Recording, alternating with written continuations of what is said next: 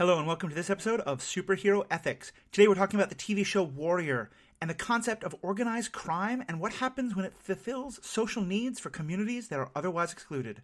All this and more after a commercial break we have no control over.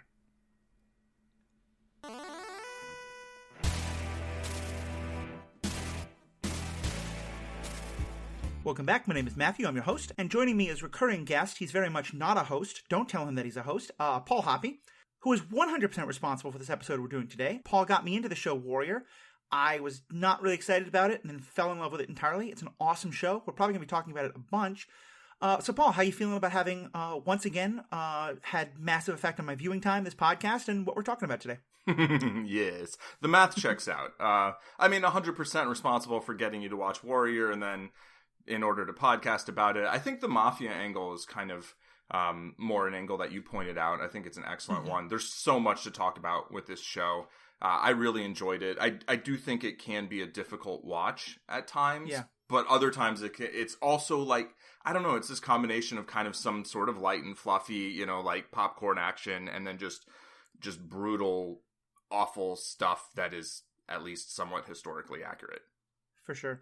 And for people who haven't seen the show The Warrior, we're using it, we're going to be talking primarily about that show, but we're also using it as a jumping off point to talk about something that I think comes up in a lot of different media, both superhero and otherwise. The idea of, the organized crime organization that our heroes are often part of, where they're doing some things that are, gray or outside the law, and sometimes they're doing stuff that's just morally terrible, but they're also doing it to, be part of or to help a community that's often excluded. You can go back to Godfather. This shows this of, how Don Corleone was doing things to help, Italians who kind of got shut out because of anti-Italian and anti-Catholic sentiments and stuff like that. And obviously the problems that started. So even we're going to try and bring you up to speed, but even if you haven't seen Warrior, you can pause it and pause this, go watch it. It's only 3 seasons, so you'll be back in 26, 27 hours.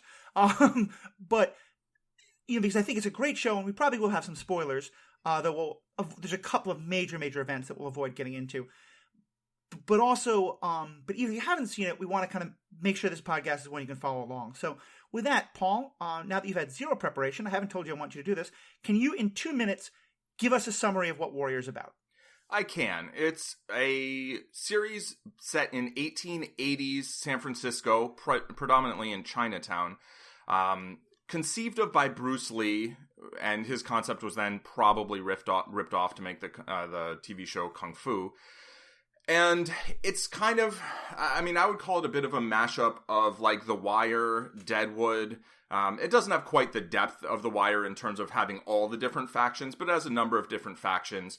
A bunch of cops, most of whom are Irish, then a bunch of Irish working men, and then the more protagonisty characters, I'd say, are the mostly Chinese immigrants to the United States. Some are American born. And basically, if you took shows like that and then you just inserted a kung fu sequence every 15 minutes, and not just kung fu, there's other manner of violence as well. It's extremely graphic in terms of the violence and the sexuality, and they portray racism and to a lesser extent sexism as befits the period, which I often find very, very hard to watch. But there are all these dynamics of the different tongs, which are basically like mafia groups. And again, historically, that was a thing. It was the Tong Wars were a thing from around this time period till I think the 1940s or something. I think that's correct, yeah. But yeah, it basically is a show about, Chinatown in 1880s San Francisco. And that's a setting that I don't feel we've seen very much of, ever. Right.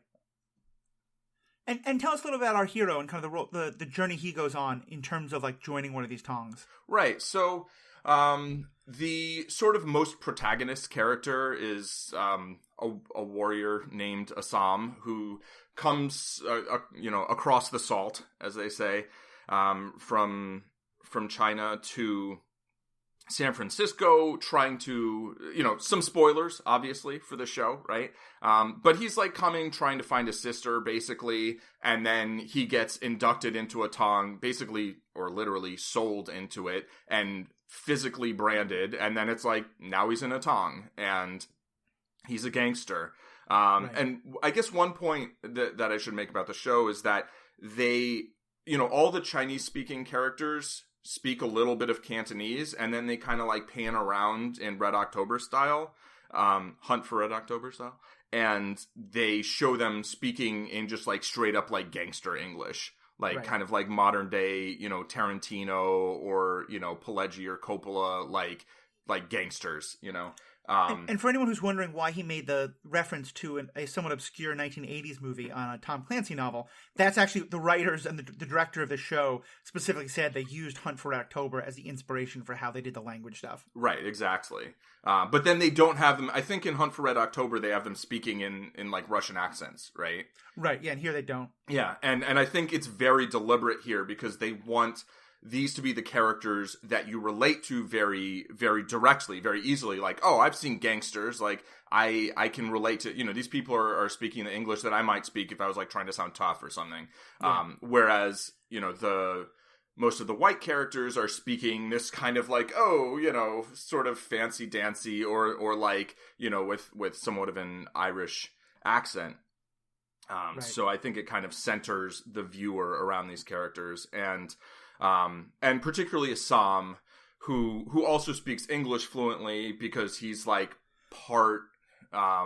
I think his grandfather or something was American. Yeah, he had he was the grandchild of an American missionary who helped raise him, and so that's kind of where he got the English language from. Right. And as I said, we're going to do a couple of episodes on this. There's definitely an episode we're going to do at a later point about immigration and boundaries and borders and language and all that, and racism and how it's treated in this show, as well as kind of linking it to Falcon and the Winter Soldier and the Flag Smashers and all their ideas about borders and internationalism. It's a very important topic that we're kind of having trouble getting our hands around, so we haven't done that episode yet. But I also want to say we got a great piece of feedback that asked a really hard question about this show, and we're going to discuss that feedback on that next episode we do about Warrior. So just to kind of put that out there. And so in terms of Assam's story itself, I think the real keys are, and here, Paul, fill me in on things that I miss. In his story, and in the story of kind of the Tong that he's a part of and its war with the other Tongs, we wind up getting a lot of these same kind of beats that you often find in movies about like the mafia, the organized crime, where it feels like it's part of the family, it's part of the community, where that we see them like taking care of community needs. We see them in large part really because there's so much racism against the Chinese population at that time, specifically from the Irish working class, and like the dynamics there in terms of class and race are so well done. But the point being that like, the Tongs are helping people get jobs. The Tongs are helping make sure people get supplies they need. The Tongs are at times like helping grease the wheels to get things done when they need to get done. And to some extent are keeping the peace. But then of course, and then yeah. In kind of the cliches that happen, I think, but are very important because they're very true. But then the real questions arise of like when the Tongs go to war and all the kind of like people they're supposed to be protecting are getting hurt and killed in the middle, it raises all those kind of questions. Yeah. And so I think that's why I really like that way of looking at the show, because it's such an interesting way of saying like both in this specific situation, but also larger, like what are the moral choices there of, being part of an organization that is providing services for a community that can't get them from the places they should be able to get them, but that there's also a lot of problems and collateral damage associated with that. Yeah, for sure. I mean, in the very beginning of the show, we see some Irish working men, which is actually the name of the political party later, I believe. Yeah, which is a legit thing. That was they were a real political party, right? Exactly, and their leader is kind of based on a historical figure, I believe. But we see them going into Chinatown and murdering some Chinese people, like I think just random people. They're just like it's a pogrom basically, right? And which tragically is still fucking happening today. But they, not in exactly the same way, but I'm sorry, I got a little distracted.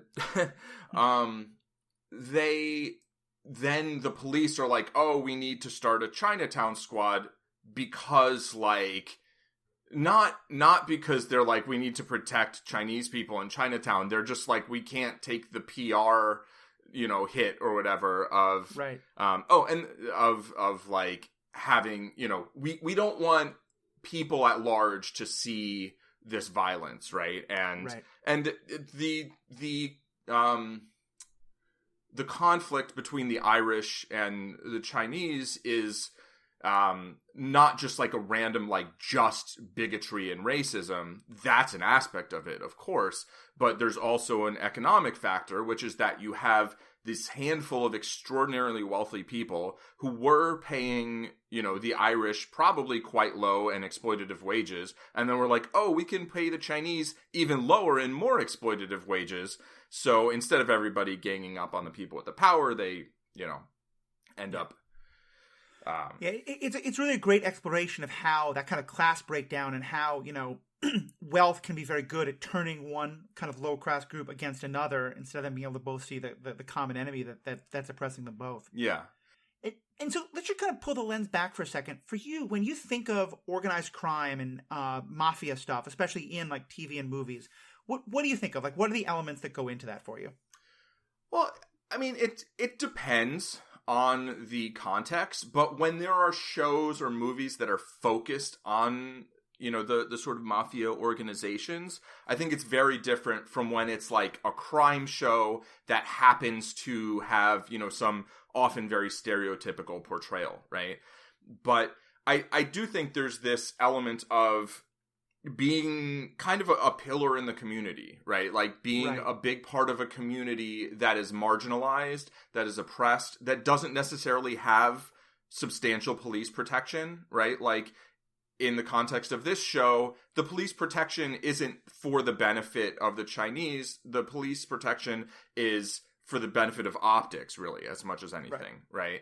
And so I think that's often the case where you don't have, and not that police are necessarily the solution to anything, but and not that the mafia or the tongs are a much better solution either. But when you have conflict, you often are going to have someone attempting to mediate it or attempting to offer or maybe sell protection, right? It's like when someone's, a protection racket is like, well, it can be, I'm going to protect you from some other group, but like, I'm also protecting you from my group. Like it could be more of a shakedown kind of thing. And overall, I feel like it often is this very complicated and nuanced, to just hit an example briefly, like Narcos, like, Pablo Escobar did a lot of great things for a lot of people, also murdered a lot of other people. Yeah. And, you can have whatever opinion you want on the actual drugs themselves, but just in terms of within the context of the legality or illegality, killed a lot of people, really fucked up, but also used some of the absurd amount of money that he got to help specifically, the communities he'd grown up in.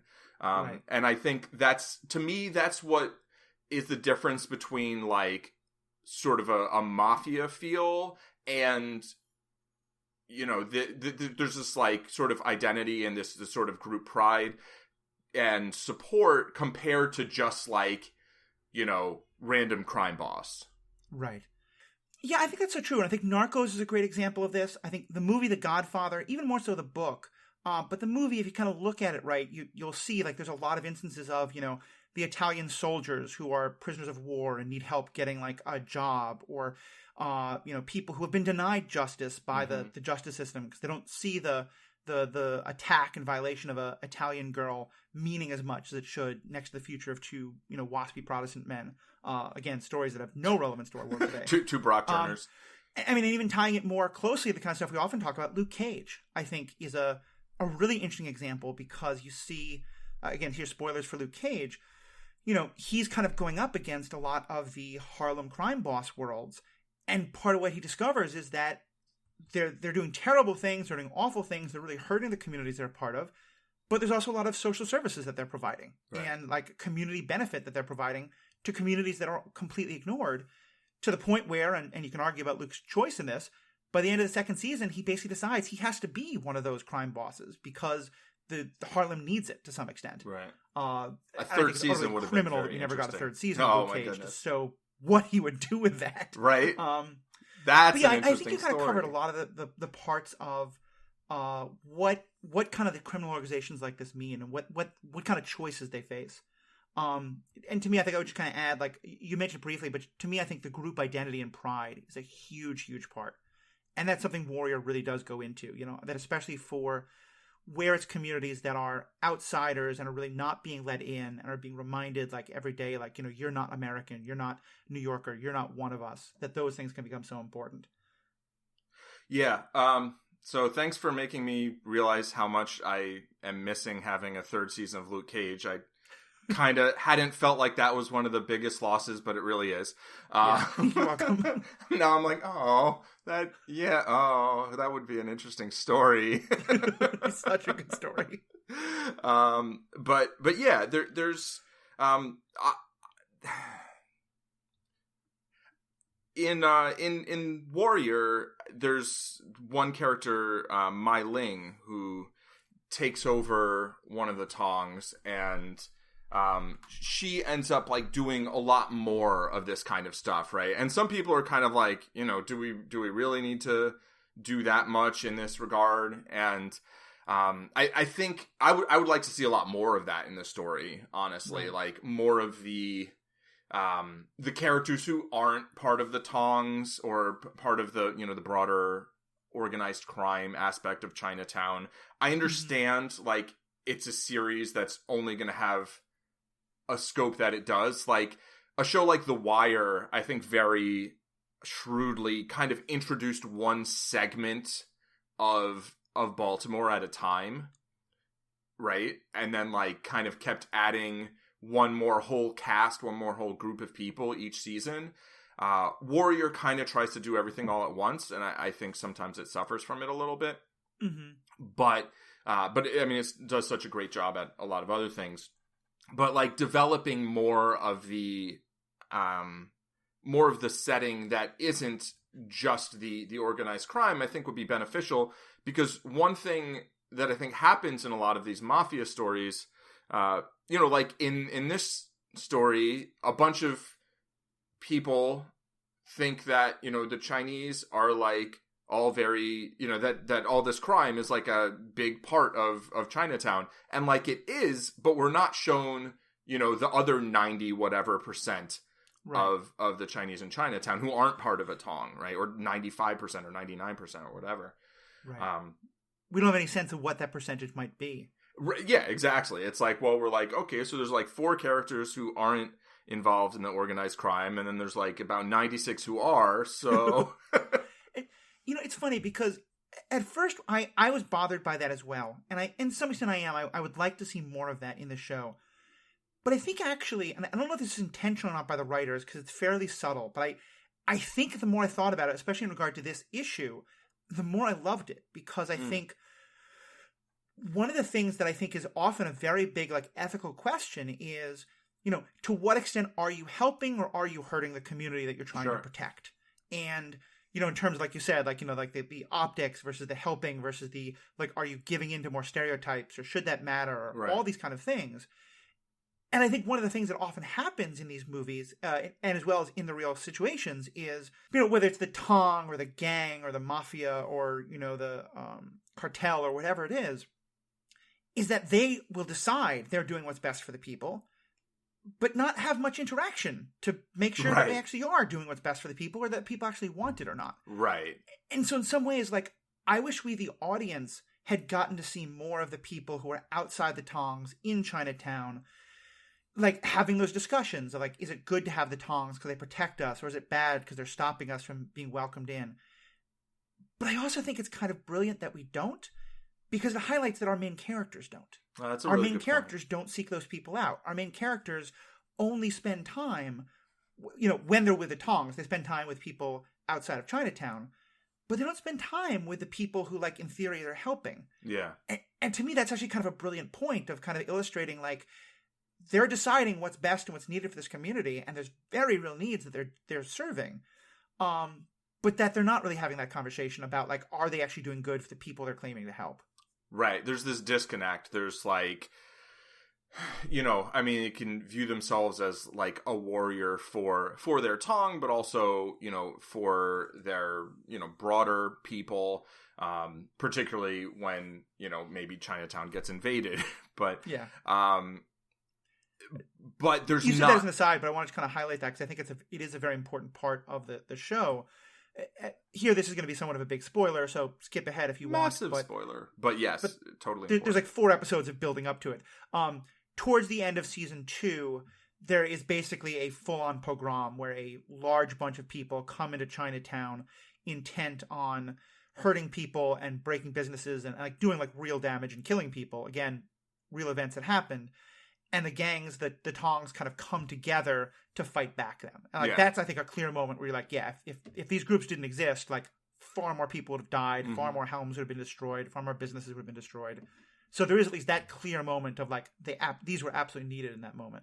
Right, where that's where they're actually showing, the fighting skills as being of service, put to service of the community, right? And they're like, we're not going to fight each other right now. We're going to fight them off, and then we'll deal with our shit afterwards.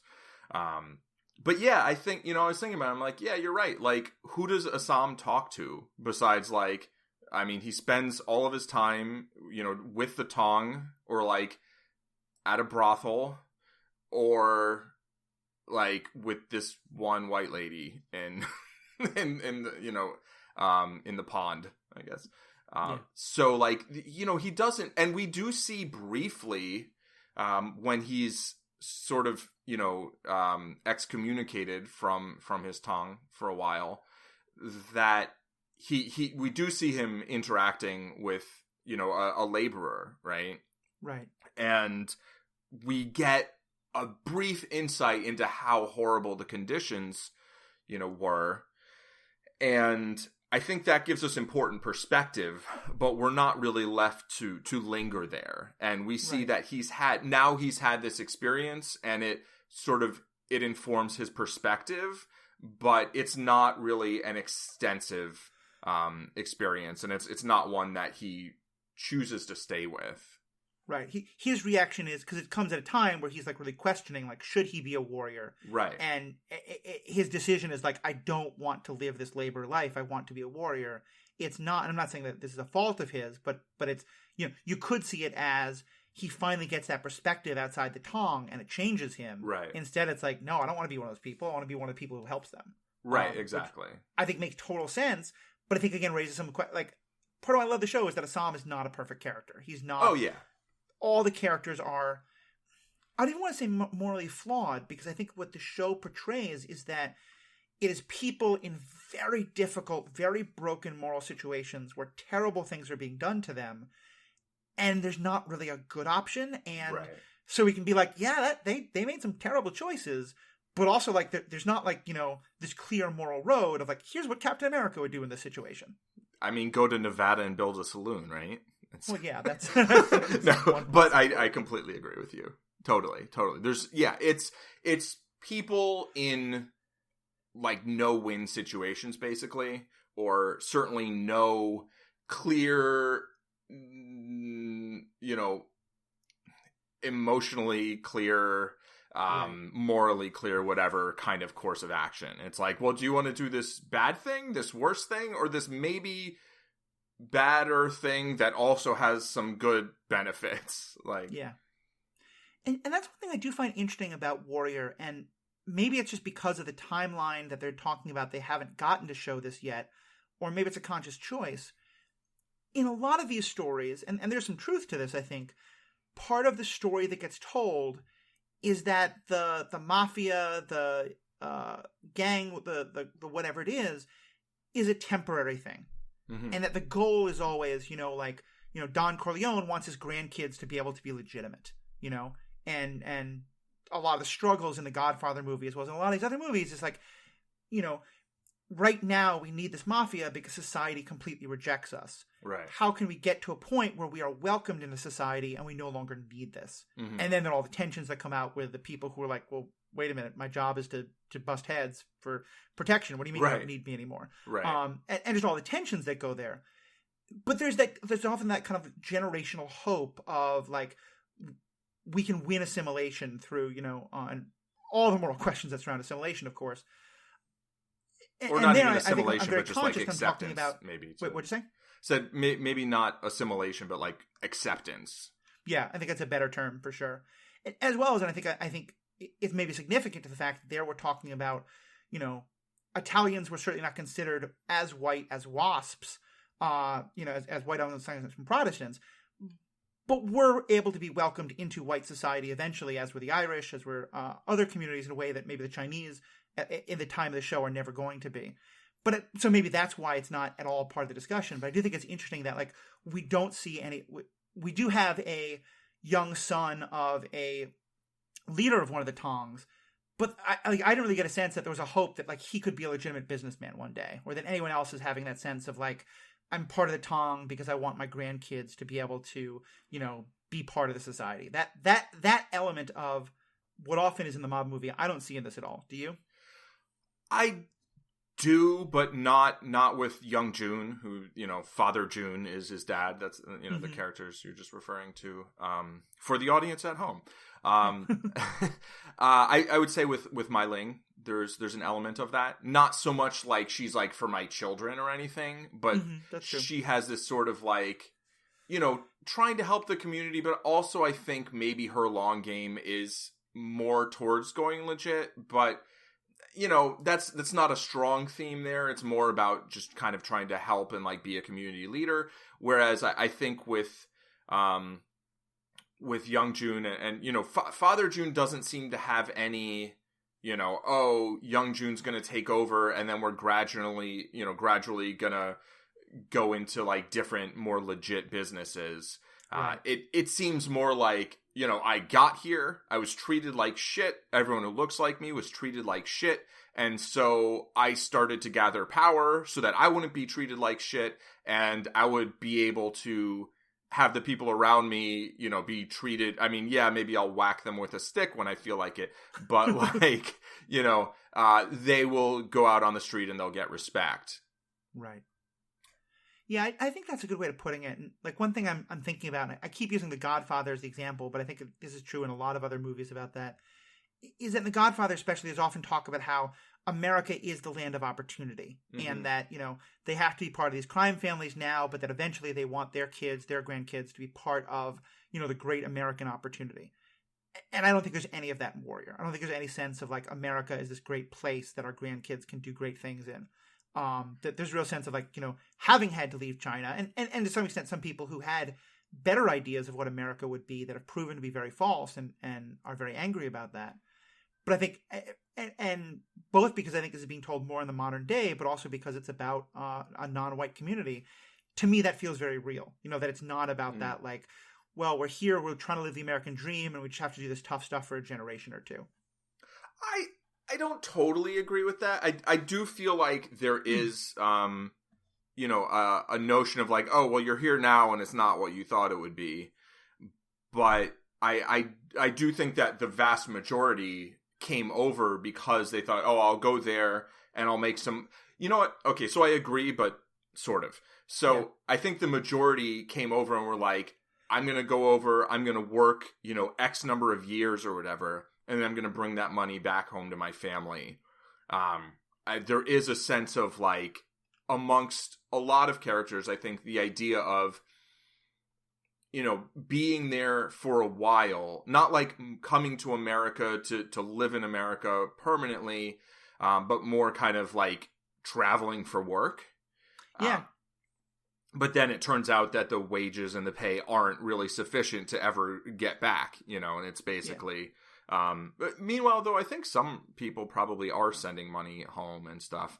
Right. And early on it's lampshaded. It's like, oh, how's China? And Assam's like, oh, the usual, famines, revolutions. And often that is why people move from one place to another, right? Is, here, California, this is about 30 years after the gold rush, but the gold rush is what started bringing people to California, right? In en masse. And yeah, so I think we're kind of agreeing. You're actually adding some really important nuance and depth to what I was saying, because I certainly think a lot of people, I think there are some in the show who came over with that hope that they could become part of the great American dream or whatever it is. yeah, It's just, and then there's others who, you're right, the attempt was never to eventually be part of American society. You know, Don Corleone wants his grandchildren to be senators. He wants them to be the big people in America. And I don't think anyone in this show wants that. They either maybe wanted that and then realized it's never possible, or just they came over, like you said, wanting to be able to support back home. Right. Yeah, and I think it's an important difference. You know, I mean, that said, like, I don't think Don Corleone, like, started doing what he did, like, because he was like, oh, you know what? If I unscrew this light bulb and then shoot this guy with a pillow in front of this gun, like, maybe my grandkids will be senators, you know? Yeah. Like, it was much more just, like, dealing with what was in front of him, and then over time being like, oh, we can build this and, you know, build power and then legitimize. And I mean, it was Michael who I think made the really strong push to move towards, you know, legitimate businesses, but, you know, he kept trying to get out, but they kept pulling him back in. Mm-hmm. Yeah. And I think that's also kind of, actually you're lifting up, an even more important dynamic that I think comes up in a lot of these stories, which is where, because, you know, spoilers for The Godfather, if you don't mind spoiling something that is more than 40 years old. You know, one of the key elements there is that it's Michael who starts to do, like, he goes to Dartmouth, he joins the military, right. All these things that his father, the original Don Corleone, were like, no, you don't have to do that. You don't have to do that. You can just be part of, and I think that kind of really highlights the tension of the, like, the dream might be like acceptance or even some versions of assimilation for some people, but then there's also a, like, I think it's kind of the next thing I want to get into with the show, of like where the sort of sense of isolation is very, very much imposed from outside, but also becomes self-fulfilling. Right. And I think it's hard to compare the Italian mafia and the Chinese tongs because of how differently they're treated by the Uber society. Yeah. But I'm curious, kind of your thoughts on that. Of like, do you see, like, what role do you see the tongs play in kind of like reinforcing the idea of like any attempt to kind of become part of the larger American society is just hopeless and pointless and not worth it? That's a good question. I mean, I do think it reinforces that notion, you know, and it's a little bit of a self-fulfilling prophecy. And, you know, Assam, like, probably wouldn't have stayed. He probably would have moved somewhere else, right? If he hadn't been literally branded, right. As part of the, you know, a tong. And we're given briefly in episode 5, like, the best episode of season 1. We're given sort of a look at, like, hey, it doesn't have to be this way, you know? Like, yeah, you'll still deal with racism and a lot of bullshit, and you won't be accepted by everyone, but there are places you can go and carve out your own life on your own terms. Right. You know, it's not presented as easy. You know, it's the character who does this, like, is like, look at my hands, you know, like, basically, like, look at what I had to go through, but I've built this, and this is the life that I chose. And so that's kind of, it's like a little momentary sort of like hopeful, each season kind of has this sort of hopeful adventure where it's like, yeah, things could be different, you know? And actually, I think those episodes might be the most like Bruce Lee's original concept for this kind of more of a wandering character.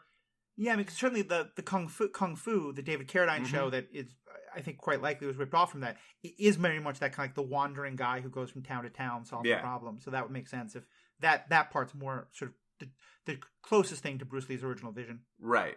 And I mean, I would watch the shit out of that show. Yeah. Too, you know, with like, I don't know, an Asian actor playing an Asian character instead of like David Carradine. But yeah, it's you know, there's definitely, we're shown the possibility that things can be different, but I don't think we have a sense that most of the characters really believe that. And then actually there's a totally separate storyline, right? Where that takes place in Sonoma County, where I am currently sitting, where a bunch of people are are rescued. I don't know how much we want to get into the details, but I think that's kind of a separate thing. But I think we can briefly mention at least that there's a sex work and brothels are a very big part of the show. And I will say there's a lot about the show that's very much in the Game of Thrones. Like, there's a number of exposition scenes that take place in brothels with naked women wandering in and out of the camera lens. Yeah. So there's it has some of those issues. But I think one of the most interesting storylines is there's a whole thing about like what can empowered sex work look like in that kind of a thing of like a woman owned a brothel and what that looks like. But then also a subplot of someone else who is trying to sort of rescue women from what is probably the overwhelming majority of sex work situations in this particular world that are 100% trafficking and abusive and totally non-consensual. And so there's an attempt to kind of like get some of those often literal girls out of those situations and into this kind of like I guess it's basically like a winery farm retreat that's being used where like these girls can escape and kind of have lives of their own. Yeah, and I feel like that actually, just the presence of that and the fact that that's known about makes the women in the one brothel have a lot more agency. Yeah, because they are actually presented with look, you can leave and there's a place you can go and be fine. And they're like, no, I'll stay here. And of course it's not like they went on like a tour and they're like, no, I'll pass. I mean, if you come to Sonoma County, you're probably not going back, but it's really nice here. Although it's pretty freaking hot now. But anyway, it's like there's definitely some amount of like contrast shown, right? Or a lot of contrast shown between the different situations. And we are presented with a like, look, you don't necessarily have to like be in a tong to have any agency. You don't necessarily have to stay in Chinatown if you're Chinese, but it's very difficult to do otherwise. Right. One of the most interesting characters, I think, and I'm pretty sure you've said one of your favorites, and certainly one of my favorites, is a character who's kind of like very much immersed in the sort of underworld criminal world, but also is very much not connected to any of the tongs directly, tries to make himself kind of a peacemaker, and in part for that reason is like somewhat more like the police at least see him as like a person they can go to like get information and things like that, and they do a really interesting job with his character because on the one hand they show that he can be this like very important person who's kind of bridging the lines of respectability and legitimacy, but also like if he goes out of Chinatown into the larger world, other than the few people who specifically know who he is, he's still treated just as like one more Chinese person with all the same slurs and hatred and racism directed at him. Yeah. Yeah, but he wears a top hat, so I think they're like, okay, there's something with this guy. No, but that's Wang Chao. He's definitely one of my favorite characters on the show. Played by Hoon Lee, who plays a very different character in the previous series by the showrunner Banshee. Okay, but I think the actor's fantastic. I think the character is very interesting because he's at home with all of these tongs and can negotiate with all of them and does business with all of them. And, until they make that not a pleasant experience, then, he's got a lot of contacts. He's kind of maybe the most Littlefinger of the characters. Yeah, I think that's fair. But he also has, more English than a lot of the characters. And I think that's something that when we're interacting with the Tong characters and we're hearing them all speak English to each other, they're speaking Cantonese to one another, right? Right. But some of the characters speak a lot more English than others, and that's definitely like an asset when it comes to trying to deal with say cops, right? Or whoever else. And it gives him more, he's still treated like shit by certain people, but can get some things done that someone else might not be able to get done. Right. Yeah. Like he's the one who goes to the docks to go pick up the new workers because he can talk to, the workers, but he can also talk to, the billionaires who are exploiting them. Although maybe back then they were just millionaires. So. And I think that's a very important point as well, is that knowledge of English becomes, here we're getting more into kind of the immigration border stuff that we'll talk about in another episode, but that knowledge of English is a very, very important sort of literal gatekeeping, of Assam is able to, because one of the things that happens is, like, there's no translators, when, if you get arrested in this criminal system, like in San Francisco, you're just listed, like, the cases against, the city of San Francisco versus John Chinaman, and there's no attempt to, like, get an interpreter to, like, let someone tell their story or things like that. So the ability to speak English becomes I think a very important thing. And so therefore, like, I think it's just all sorts of interesting dynamics about who learns it, who doesn't, is it being taught, where is it being taught, things like that. I want to keep this episode fairly short because I know you have to go, but also there's like so much other stuff we want to get into. This episode's going to be much longer. The last big thing about the questions raised here I want to ask you about is identity. Because I think one of the things as you mentioned, like literally in the first couple episodes, our hero or our protagonist literally gets branded as part of the Tong that he's joined. And we see again and again that there's a sense of, like, and I think especially like when Assam spends time like with the Chinese working men, that being part of one of these organizations like gives you a sense of power, gives you a sense of pride, gives you a sense of identity in a real way. And that's, I think, a theme that we've heard many times. Luke Cage dealt with that. Godfather certainly does. Narcos does. What's your kind of take on how this question of identity is played out in The Warrior in terms of Tongs and that kind of story?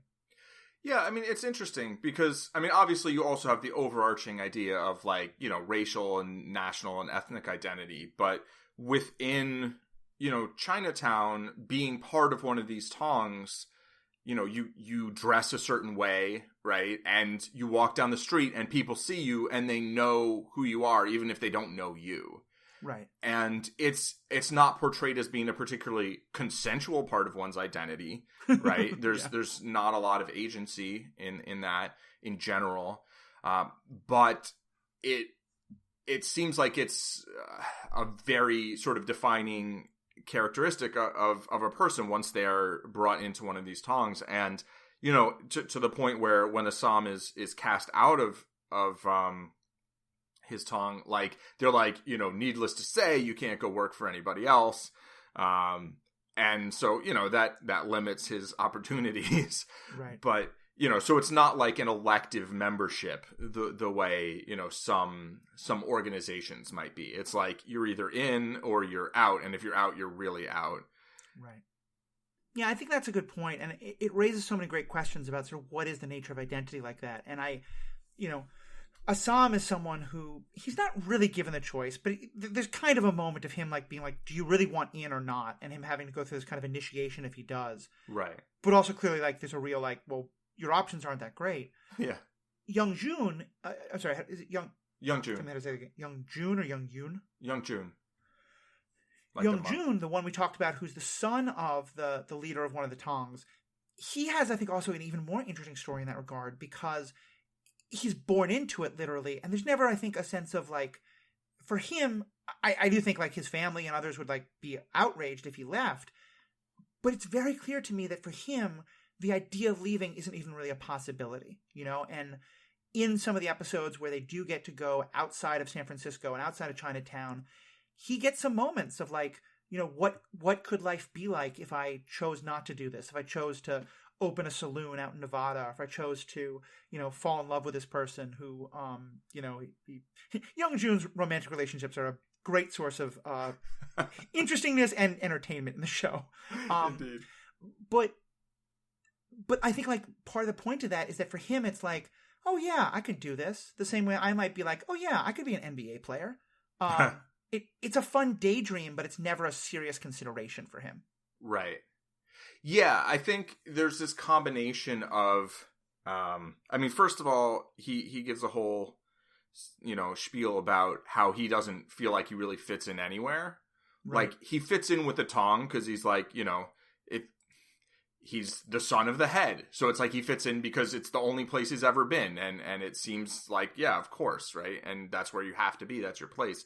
But, on the one hand, he really doesn't feel American because he doesn't speak English and he's not treated as an equal. And I mean, I think from a legal sense, I think he wouldn't have been treated as a citizen properly, right? Yeah. Because America has a horrible history and present. But he also says, like, he doesn't feel like he's Chinese because he was born in America. He wasn't born in China. So he feels like not Chinese, even though the only language, he speaks is Cantonese. And so I think he has this real sense of, like, he doesn't, he feels like he doesn't have an identity, I guess, outside of, like being Hop Wei is like his identity. That's the Tong, right? Right. Like that's his identity, and that's what he was born into. And so leaving that, it's like, I think then in his mind is like, well, what am I now? Yeah. So I think it forms even larger part of his identity, and the idea of leaving seems almost unthinkable. Like, he thinks about it, but he doesn't. He thinks about it like how you said. Yeah, and I think that's an important point that this show only kind of does subtly, but I've seen a number of other shows and movies do much more dramatically, where it's the idea of, like, part of why this is so important is because, when the rest of the world is telling you, like, you're just someone who should work on the railway, you're just 8 million, super offensive terms that get used, that you're just John Chinaman to the legal system, you don't have any sense of identity, you don't have any sense of belonging, and that I think, and that it can be applied to almost any community like that. That the ability to have, like, this group that says, I'm important, I'm a member of this, and people know that when they look at me and they see me, is such, I think, an important part of and I want to be careful. Like, I think it's very easy to be critical of a lot of these things, and I think the show does a very good job, I think, of raising critical parts of it, but also really showing how important that is. Like the life that Assam gets to have compared to the men who are working on the railway tracks or in the factories, like, is decidedly different and much better in many ways, more dangerous in some ways. Right. Like, he might get killed by a hatchet, but right, and like, literally, like, a pogrom is stopped because of these tongs, and so I think there's such an interesting thing there. I think about, like, the way it gives a sense of identity and of pride when you're in a situation where everything else around you is trying to strip that away from you. Yeah, I mean, it's like, you wouldn't necessarily say that these are, like, good choices, but at the same time, you look at the other options and you're like, they're maybe the best choices, and they're clearly very understandable choices, right? Like, it's, I don't know, to sort of, like, touch on, The Wire briefly, like, when you grow up in a situation where there's, like, one way to, like, get status and get money, and then there's other ways that just aren't built for you in any real, like, I don't know, equitable way. It's like, it's so much easier to, like, look from the outside and be like, oh, those are bad choices.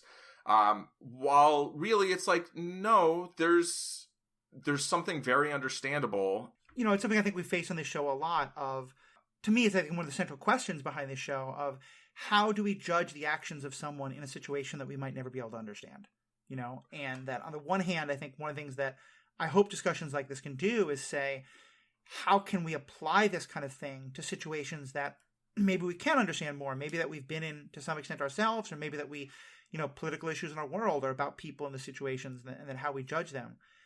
But also, I think part of it is recognizing, like, there's still a very specificness about the level of racism and hate and isolation that's happening in 1880s Chinatown.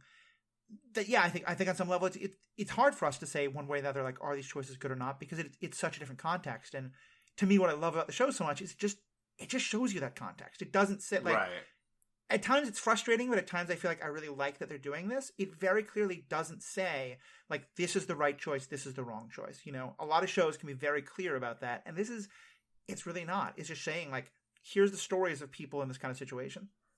Yeah, it's not moralistic in, like, and clearly this is the hero, you know, the right thing to do, and clearly these things are bad. It's like you're shown things that have negative consequences and positive consequences, and some of those things have both, and some things have more one or the other, and it just kind of presents you with, like, just situations where it's like, yeah, well, you know, what would you do? You know, like, when you give people choices between bad options, like, they're gonna pick a bad option.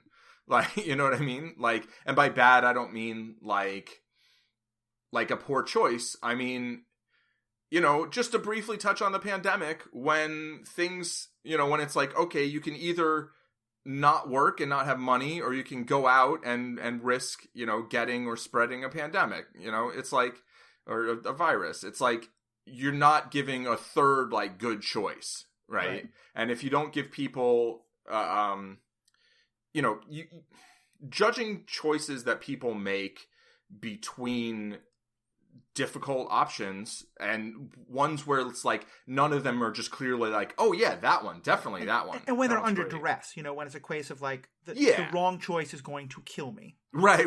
Exactly. That's just like an additional layer to, like, yeah, you just, it's unreasonable to be moralistic about those choices, I feel. And I appreciate that this show doesn't, you know, get all preachy and stuff about it. It does show, like, yeah, some people do stuff that is more fucked up than others, and some of the things I think we can look at and be like, well, that's just completely horrible. Yeah. But that's more, you know, the actions of the Irish in certain cases, and you know, some of the things the police get into. But right. Yeah, and it's interesting. We haven't even talked about it, but the Irish are very much a gang of their own right as well. Yeah.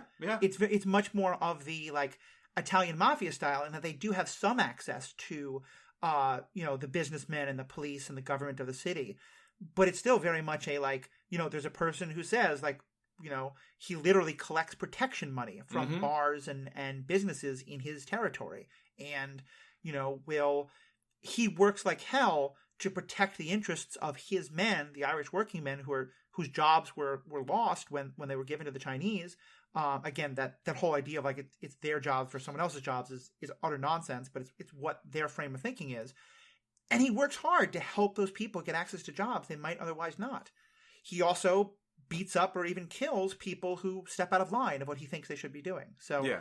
And I'll say, I think that's maybe the one dynamic that I want to see more of in season 3, because the show is told very much from the Tong perspective, and I think rightfully so.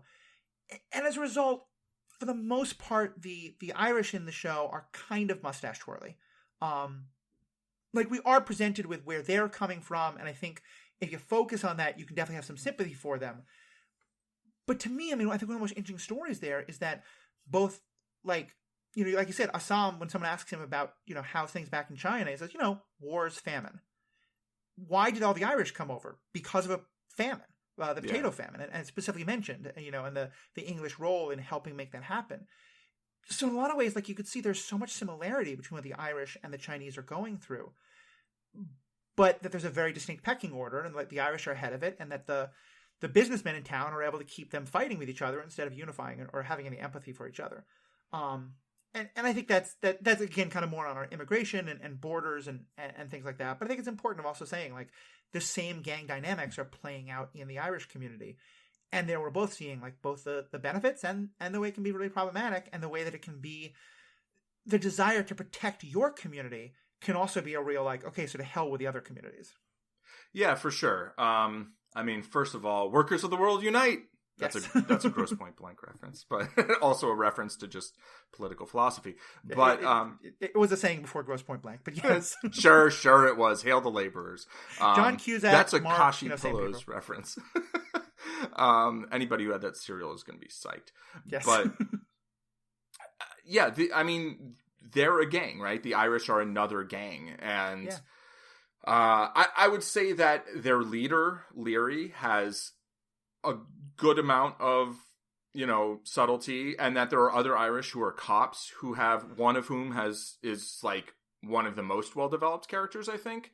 Yeah. All of the like random, working men, like all of the other Irish who are part of the gang but aren't the gang leader, I totally agree, are just, are mostly just kind of like fill in the blank. It would be nice if they did a little bit more with that. And it's interesting because at the end, it's like there's the question about getting into politics, right? And it's like, they're like, well, I'm not going to get into politics. I'm Irish. It's like, yeah, but you can, you have that avenue open to you, whereas at that point in time, the Chinese don't really. So, it's a unequal playing field in a lot of ways, but there are similarities there. And, so you have gang on gang violence in a lot of different directions. Right. And it is just like, Leary is trying to look out for like what he views as his people, right? I mean, he doesn't care about the English in the city, he doesn't care about the Chinese, like he doesn't care about the black people either, right? But like he very clearly has this just like, we've been getting fucked over for a long time, so I'm going to stick up for us. And even if it means doing some horrible things, like a lot of horrible things. And, those things I feel more against. I don't know how much of it's the perspective of the show. I don't know how much of it's like, if you really think about it, it's like, yeah, it's much more proactively taking violence against like individuals in an unreasonable way. But then there's other ways where it's like, oh, the factory owners are exploiting laborers, and yeah, you're upset because they're not paying your people instead of other people. But it's like, yeah, blowing up the factory seems like okay-ish. I don't know. Yeah. I mean, yeah, I think it's a great illustration of like the hierarchies of.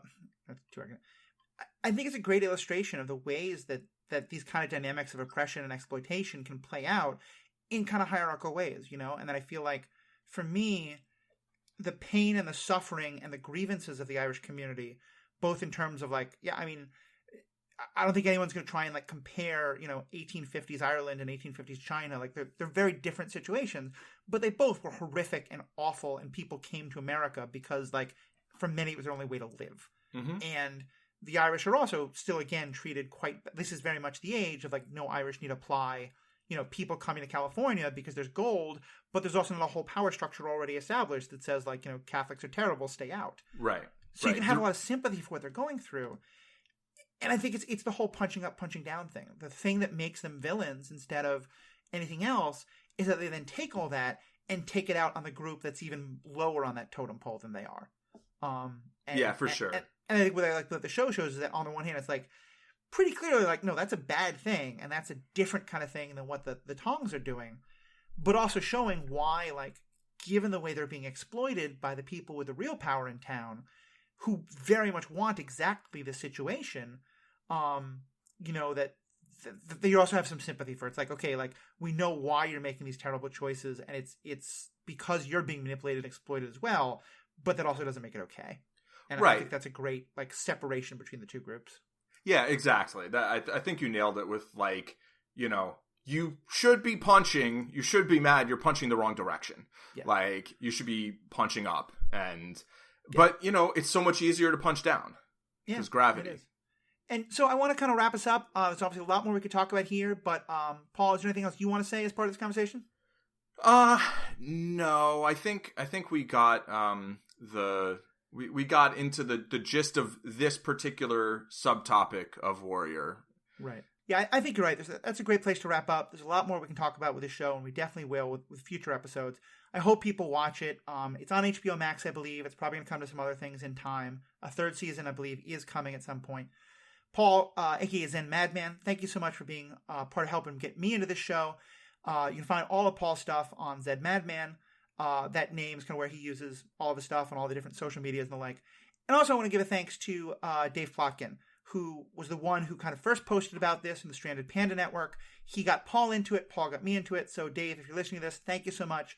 It's a great show. We'll be talking about it a lot more. And I think the Stranded Panda Network, there you can find podcasts about the MCU, about Star Trek, my own Star Wars Universe podcast. We're doing episodes every week on The Bad Batch. Definitely check that out. A lot of other great things. Check it all out at strandedpanda.com. And if you want to contact me directly or give feedback to me and Paul about this show or questions you want us to discuss in the future or anything you have to say, you can find us at theethicalpanda.com or just by searching for The Ethical Panda on Facebook or Twitter or emailing us at theethicalpanda@gmail.com. So I'm by myself, Paul. Thank you all so much and have a great day.